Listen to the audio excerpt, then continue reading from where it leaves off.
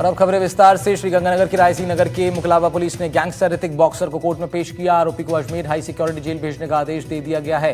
5 दिनों तक पूछताछ की पुलिस ने। पूछताछ में कई बड़े खुलासे हुए हैं। पुलिस अब गैंगस्टर के नेटवर्क को खंगालने में जुटी हुई है। 5 दिनों तक पुलिस ने पूछताछ की है, जिसके बाद कोर्ट में पेशी हुई तो कोर्ट ने अब इसको अजमेर जेल भेजने के आदेश दे दिए हैं।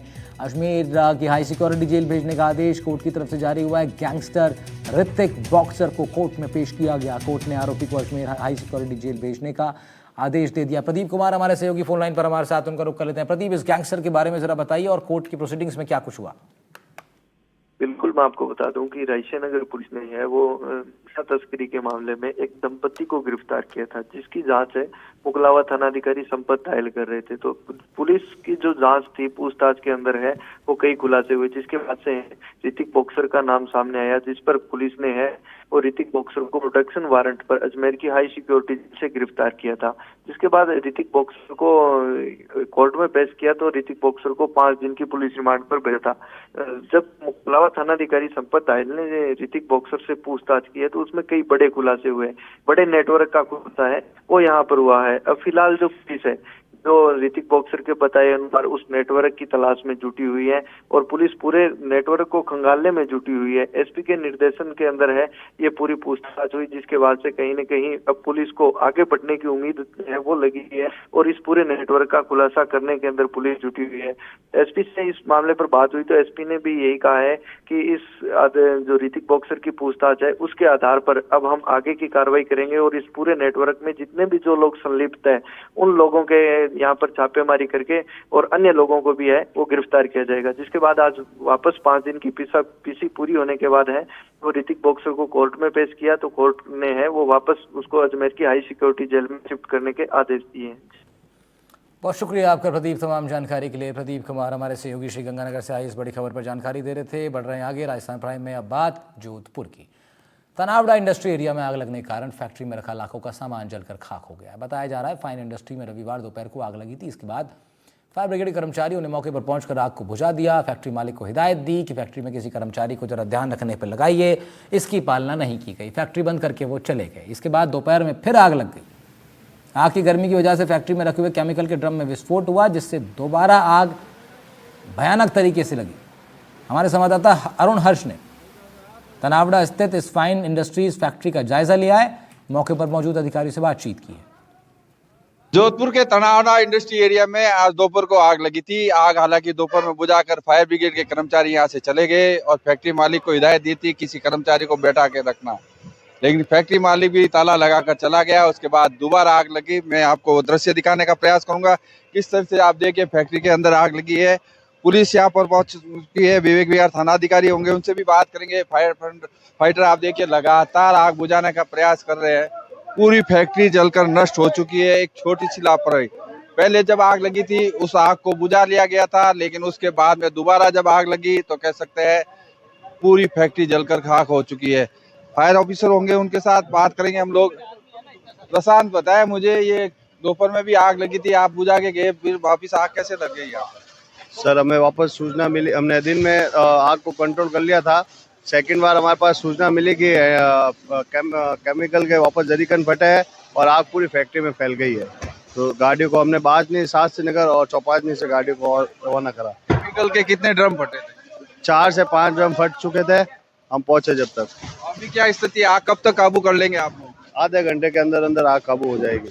आप देखिए लगातार आग लगी हुई है मेरे पीछे और जिस तरह से आग बुझाने का प्रयास फायर ब्रिगेड के कर्मचारी कर रहे हैं, लेकिन थानाधिकारी ने जिस तरह से यहाँ आकर हालातों को संभाला था और लोगों को दूर किया था। काफी भीड़ हो गई थी, आसपास के श्रमिक यहाँ खड़े हो गए थे तो उन लोगों को भी दूर किया। देख सकते हैं आप लगातार है जो उन लोगों को दूर करने का प्रयास कर रहे हैं, क्योंकि फैक्ट्री जो है आप देखिए ऊपर से पूरी कमजोर हो चुकी है और कमजोर फैक्ट्री कभी भी गिर सकती है। तो ऐसे में कोई रिस्क नहीं ले, जिसके लिए आप देखिए थानाधिकारी प्रयास कर रहे हैं।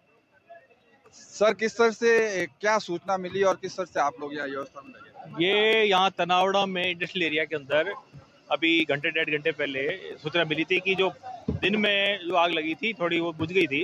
वापस फिर से इस फाइन इंडस्ट्रीज नाम से जो है हैंडीक्राफ्ट फैक्ट्री में पुनः आग लग गई है।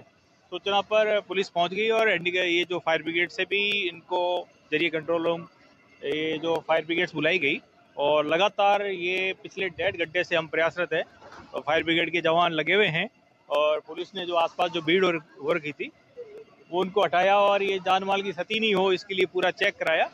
तो यहाँ हमने पूरा ये फ्रिस्किंग करके ये आसपास से भीड़ हटा दी, अंदर भी कोई भी नहीं है। लगातार प्रयास जारी है कि ये आग जल्दी से जल्दी बुझ जाए। सर, पीछे से जेसीबी की मदद से दीवार को भी तोड़ना पड़ा क्योंकि आग बुझाना आवश्यक है, इसलिए दीवार को भी गिराया। पीछे की साइड्स में ये मैन्युफैक्चरिंग की 2 यूनिट्स थी, आगे और पीछे 2 यूनिट्स, जब वो वहाँ तक आग बुझाने के लिए जो फायर ब्रिगेड्स को दिक्कत आ रही थी, इसको देखते हुए हमने पीछे से जो दीवार तोड़वाई और वहाँ से दमकल जो है ये इनकी सहायता से और जो आग बुझाने के प्रयास निरंतर जारी है। कोशिश है जल्दी से जल्दी इस आग पर काबू पाया जा सके। तो कह सकते हैं पुलिस और फायर ब्रिगेड के कर्मचारी मिलकर आग बुझाने का प्रयास कर रहे हैं। पुलिस व्यवस्था बनाने में लगी हुई है तो फायर ब्रिगेड के कर्मचारी आग बुझाने में लगे हुए। लेकिन सबसे बड़ी बात यह है कि दोपहर में जब प्रथम बार आग लगी थी उस समय आग को कंट्रोल कर लिया था, उसके बावजूद की लापरवाही जो रखी गई थी उसके कारण से ये आग फैली है। फिलहाल कह सकते हैं फाइन आर्ट इंडस्ट्री जो है तनावड़ा में उसमें आग लगी हुई है, उसको बुझाने के लगातार प्रयास किया जा रहा है। उम्मीद की जा रही है कि अगले आधे से 1 घंटे में जो है आग पर नियंत्रण पाया जा सकेगा। जोधपुर से एनडीटीवी के लिए अरुण हर्ष की रिपोर्ट। शिक्षा एवं पंचायती राज मंत्री मदन दिलावर 4 दिन से कोटा प्रवास पर हैं। प्रवास के चौथे दिन दिलावर ने कोटा जिले की 3 ग्राम पंचायतों का औचक निरीक्षण किया। ग्रामीण स्वच्छता को लेकर अति संवेदनशील और गंभीर पंचायती राज मंत्री मदन दिलावर ने तीनों ही ग्राम पंचायत में गंदगी के ढेर देखकर गहरी नाराजगी व्यक्त की। दिलावर ने कहा कि तीनों ही ग्राम पंचायत के सरपंचों, ग्राम विकास अधिकारियों की जांच होगी, कार्रवाई होगी। ठेका किसको दिया गया, जिस फर्म को दिया गया उसे ब्लैकलिस्ट किया जाएगा। विकास अधिकारी से स्टेट फाइनेंस कमीशन तथा 5th फाइनेंस कमीशन के पैसे की वसूली होगी।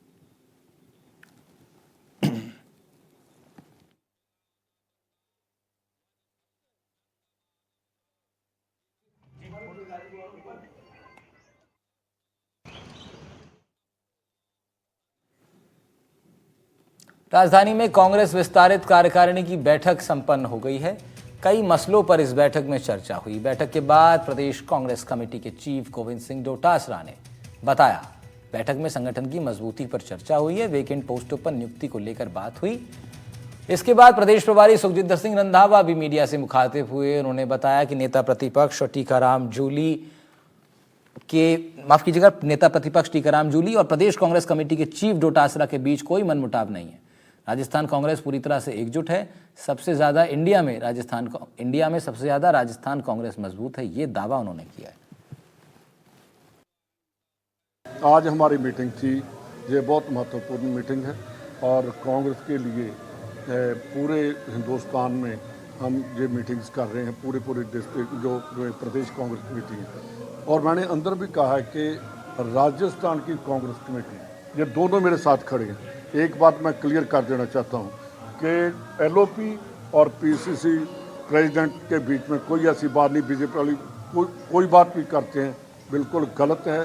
जो अंदर हुआ, मेरे साथ दोनों कांटेक्ट में थे, इन टच थे और एक बात की रात को भी दिन को भी हम बात करते थे। जो जूली जी ने कहा वो बिल्कुल इनकी सहमति थी।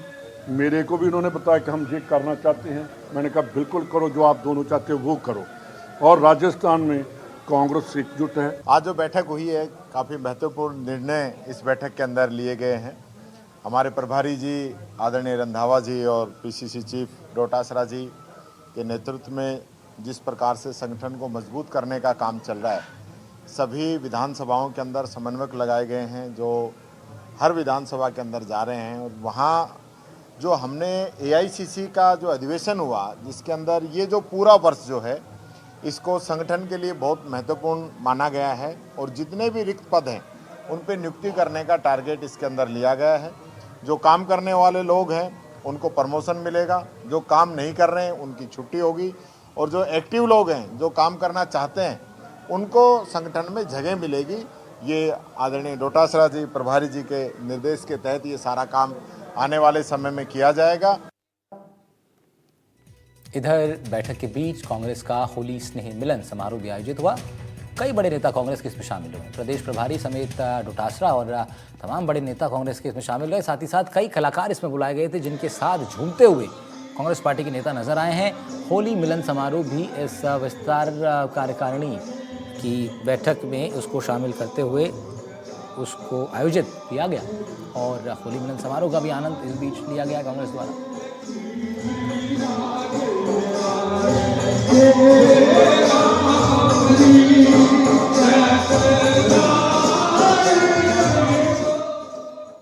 और इस बीच बड़ी खबर आ रही है, सरकार ने अधिसूचना जारी की है। सीएनजी पीएनजी वैट दर घटाने की अधिसूचना जारी हुई है। सीएम के अनुमोदन के बाद अधिसूचना जारी कर दी गई। वैट दर 7.5% कम करने की घोषणा हुई है।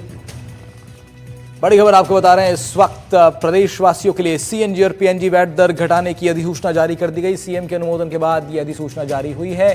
वैट दर 7.5% कम करने की घोषणा कर दी गई है।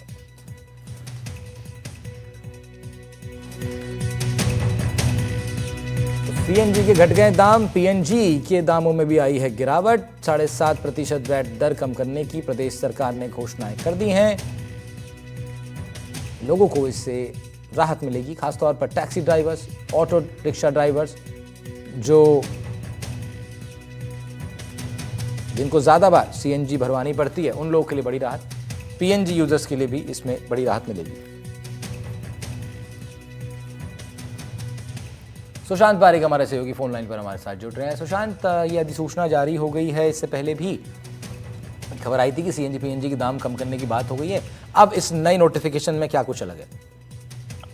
देखिए, नोटिफिकेशन जारी हुआ है। बेसिकली ये विधानसभा में जब रिप्लाई बोल रहे थे मुख्यमंत्री, उस वक्त उन्होंने ऐलान किया था कि राजस्थान में राहत जो है मिलेगी और उसका फैसला आज रात 12 बजे से लागू होगा। यानी उस फैसले के बाद राजस्थान में यानी कल से 2 रुपए 12 पैसे सस्ती जो है वो सीएनजी होगी और पीएनजी के दामों में भी हमें कमी देखने को मिलेगी। एक तरीके से डे टू डे में अगर देखा जाए, वैट में कमी के बाद पहले भी हमने देखा, सरकार जब बनी थी तब पेट्रोल डीजल के दामों में कमी की थी और अब पीएनजी की वैट दर भी 10 से घटाकर 7.5% कर दी है। तो ये अच्छी बात है, राहत मिलेगी और जो डेली यूज करने वाले लोग हैं उनके लिए तो बड़ी राहत है, खासतौर पे ऐसे समय में जब फ्यूल की कीमतें, गैस की कीमतें एक बड़ा मुद्दा बनी हुई है। तो राहत और बड़ी बात ये कि कल से ये जब पेट्रोल पंप पे कंपनी पे जब वहां पर जाएंगे तो वहां पर उनको नई जो दरें हैं उनके हिसाब से गैस मिलना शुरू होगा।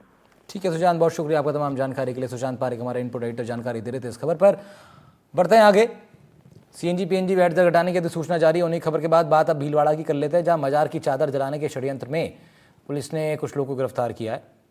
इस पूरे प्रकरण का पर्दाफाश पुलिस ने कर दिया है।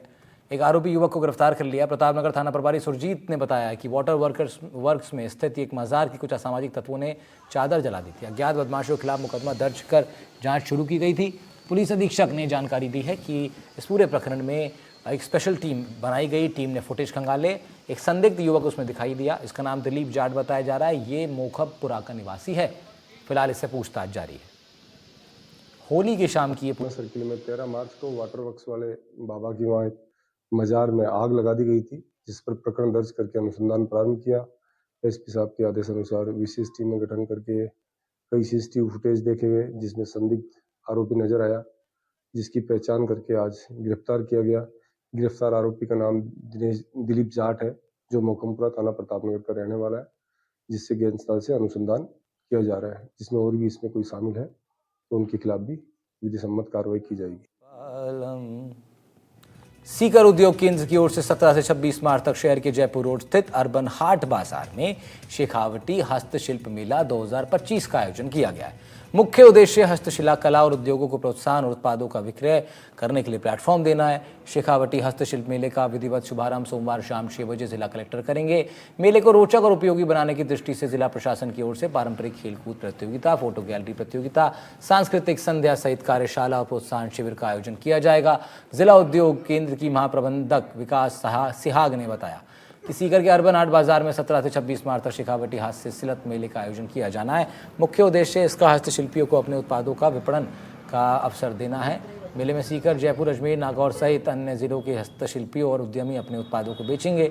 33 स्टॉल इसमें बुक हो चुके हैं। मेले को रोचक और उपयोगी बनाने की दृष्टि से पारंपरिक खेलकूद प्रतियोगिताएं भी आयोजित होंगी। हस्तशिल्प कला को प्रोत्साहन देने के लिए और जो शिल्पकार है उनको प्लेटफॉर्म देने के लिए जो है जिला उद्योग केंद्र की ओर से शिल्पकला मेले का आयोजन 17 तारीख से 26 तारीख तक सीकर के अर्बन हाट में किया जा रहा है। इस समय हम सीकर के अर्बन हाट में खड़े हैं, जहां पर आप देख सकते हैं कि जो शिल्पकला जो हस्त मेला है उसकी तैयारियां जोर शोर से यहाँ पे चल रही है। वहीं जो है लाइट डेकोरेशन का काम भी यहाँ शुरू हो चुका है। यहाँ जो है शिल्पकला के जो उद्योग के लिए जो है अलग अलग स्टालें भी पूरे प्रदेश भर से जो आए हुए जो हस्तशिल्पकार है उनकी ओर से यहाँ लगाई जाएगी। वहीं जो मेटिंग का कार्य और जो टेंट का अन्य जो कार्य है अब अंतिम चरण में लगभग पहुँच चुका है। और यही जो ये हट जो बनी हुई है, इन हट में जो है जो स्टालें अलग अलग लगाई जाएंगी। अब तक जो है 33 के लगभग स्टालें अभी तक बुक हो चुकी है और आगे भी जो है क्रम लगातार जारी है। वहीं जो है आप देख सकते हैं इन्हीं स्टालों के अंदर जो है स्टालें लगाई जाएगी और अलग अलग जो प्रदेश से आए हुए हस्तशिल्प के जो कलाकार हैं वो अपनी प्रतिभा यहाँ दिखाएंगे। हमारे साथ जो है जिला उद्योग केंद्र की महाप्रबंधक विकास जी सिहाग हमारे साथ है। हम इनसे जानेंगे किस तरह की जो है ये जो आयोजन किया जा रहा है इसका मुख्य मकसद क्या है और किस तरह के जो स्टालें यहाँ लगाई जाएंगी। इसमें स्टालें अपने छोटे आर्टिजन जो हैं उनके लिए हैं। वो अपने दस्तकार का जो इनके पास शिल्पी परिचय पत्र बना हुआ है वो लोग भी हैं और छोटे कलाकार छोटे आर्टिजन जो है हस्तशिल्पी उनकी स्टालें रखी गई हैं। टेक्सटाइल की हैं अपने पास कम से कम 20 स्टाइलें जो बीकानेर से और नागौर से आने वाले लोग हैं उनकी है। उनके रहने की अपने पास में व्यवस्था है, डोरमेट्री बनी हुई है उनमें रहने की और यहाँ स्टालों पक्की स्टालों में उनको सामान रखने में कोई असुविधा नहीं होगी। ये कितने दिन का जो आयोजन होगा और इसमें किस तरह के आयोजन यहाँ किए जाएंगे? यहाँ पे अपन 17 से 26 तारीख का अपना प्रोग्राम है। 17 से 26 तारीख के प्रोग्राम में डे टाइम में अपना रखेंगे विभागीय योजनाओं की वर्कशॉप रहेगी, कैंपेन रहेंगे और शाम के टाइम में अपने सांस्कृतिक प्रोग्राम हैं वो रहेंगे। दिन के टाइम में अपन खेलकूद प्रतियोगिता भी रहेगी, रंगोली का भी रहेगा, अपने पोस्टर प्रतियोगिताएं भी रहेंगी।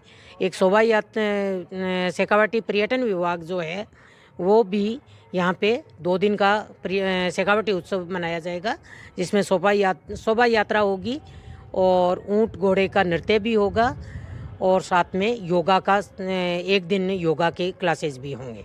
इसकी अगर बात करें तो इसमें जो है सांस्कृतिक कार्यक्रम में कोई स्थानीय लोक कलाकार हैं। अनुज चितलांगिया जी हैं, 18 तारीख को उनका और आरजे सूरज हैं उनका प्रोग्राम रहेगा।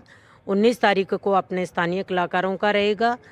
बाकी 22 और 23 तारीख को पर्यटन विभाग के तरफ से भी बढ़िया प्रोग्राम जो होंगे उनके भी स्थानीय कलाकारों के साथ साथ में बाहरी कलाकार भी आएंगे।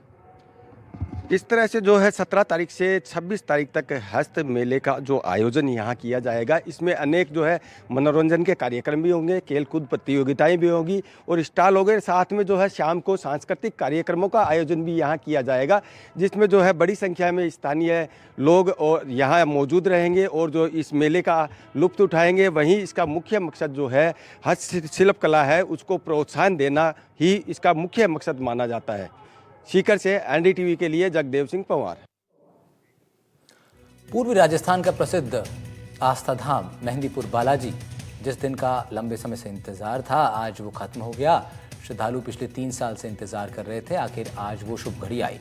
बालाजी मंदिर ट्रस्ट के पीठाधीश्वर महंत डॉक्टर नरेशपुरी महाराज ने समाधि स्थल का फीता काटकर आमजन के लिए प्रवेश शुरू कर दिया है। साल 2022 से निर्माण कार्य चलने के कारण समाधि स्थल को श्रद्धालुओं और आमजन के लिए बंद कर दिया गया था। ऐसे में पिछले 3 साल से समाधि स्थल आमजन और श्रद्धालुओं के लिए बंद था। यहाँ शुरू होने के बाद बड़ी संख्या में श्रद्धालुओं सहित आमजन ने समाधि स्थल पहुंचकर गणेश पुरी महाराज और किशोर पुरी महाराज की समाधि स्थल के दर्शन कर परिक्रमा लगाई।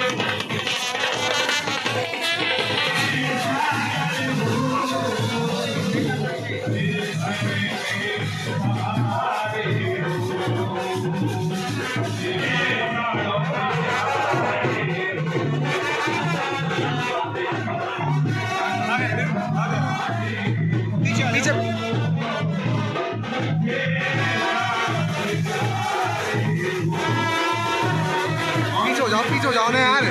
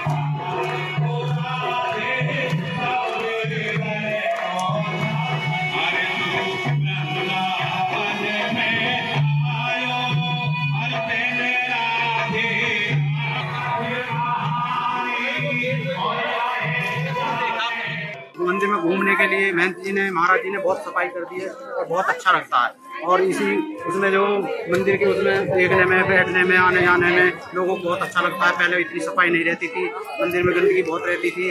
अब जो बहुत ही अच्छा अनुभव हो रहा है मंदिर में, ऐसा लगता है कि हाँ हम कहीं तीर्थ स्थल। पहले से ज्यादा बहुत चेंजेस आ गए हैं। पहले मैं सच में बहुत सालों बाद आई हूँ, तो देख के बहुत अच्छा लगा कि हाँ इतना सारा मैंने पूरा चेंजेस हो गया। और समाधि तो खासकर बहुत अच्छा हो गया है। समाधि में पिछले बार जैसे स्थिति थी, आप काफी अलग है, तो इसके बारे में क्या कहना चाहेंगे? हाँ मैं बता दूँ, मैं पहले से मतलब हो गए 2-4 साल तो बहुत ही कम बोलूंगी, और ज्यादा बहुत पहले की आई हुई हूँ मैं, तब में और अब में बहुत ज्यादा चेंजेस आ गया।